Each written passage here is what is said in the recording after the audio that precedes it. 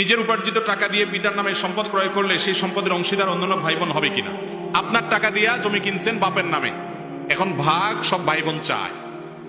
আইনত তো ভাই বোন পাবে, যে বাপের নামে যেহেতু আছে সবাই ভাগ পাবে, কিন্তু শরীয়তের দৃষ্টিকোণ থেকে বাবার নামে শুধু রেখেছে সেফটির জন্য, বা ছেলে বিদেশ ছিল বাবার নামে রাখছে, এরকম যদি হয় অন্য ভাই বোনরা সেটার দাবি করতে পারবে না। কারণ এই জমিটা কিনেছে যার টাকা দিয়ে তিনি হলেন ভাই, ওটা বাবার টাকা না, অতএব মালিক হলো ভাই।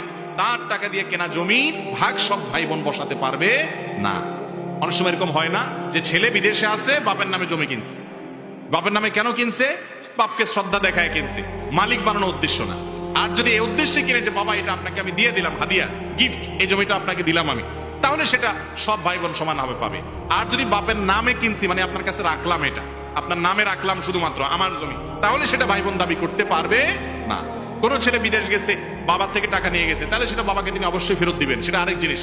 কিন্তু তার উপার্জন করা টাকা দিয়ে বাবার নামে মায়ের নামে জমি কিনলে সেটা অন্য সন্তানরা ভাগ বসাবেন না, জায়েজ নাই তাদের জন্য।